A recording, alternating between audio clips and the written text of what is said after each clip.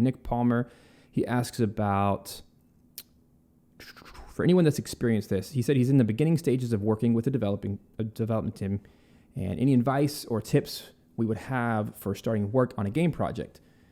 Even though it's a broad question, he's mainly after tips on organization and ways of maintaining a consistent sound across the soundtrack that's projected to be around 30 tracks. So I have to self-impose deadlines throughout my calendar. And so all over my calendar, I have deadlines for this, and so I just start working backwards. Okay, so I need to start writing, a few minutes per week is usually what it ends up being for a game, especially over the course of a year or two. So I hope that's helpful in some way. But for me, it's all about planning ahead. And maybe from the musical side, for me, keeping things consistent, it's really big. For me, I write sheet music. I actually get out pencil and paper.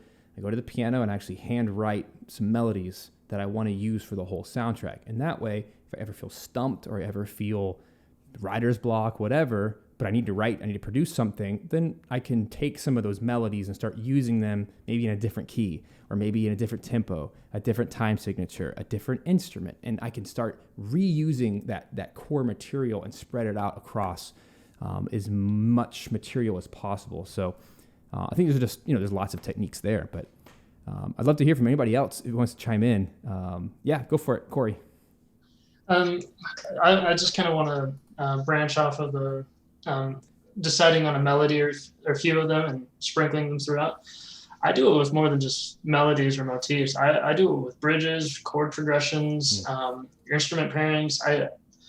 I try to decide really early on, like these are kind of the core ideas, and just see different ways that I can hide it in other tracks and make it not obvious that I'm using it, but when you really look into it, it's the exact same music that I wrote a month ago.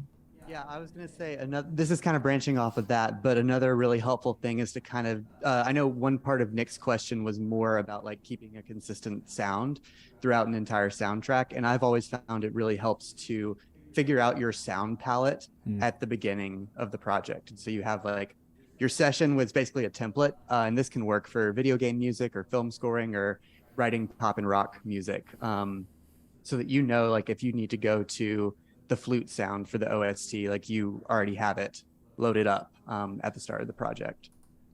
Yeah, I'm glad you said that because I totally agree with that.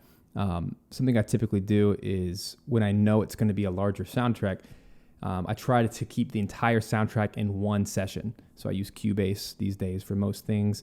So I literally will build out my template and I'll start writing some tracks. But every time I add another instrument to the soundtrack, it's now just baked into the template.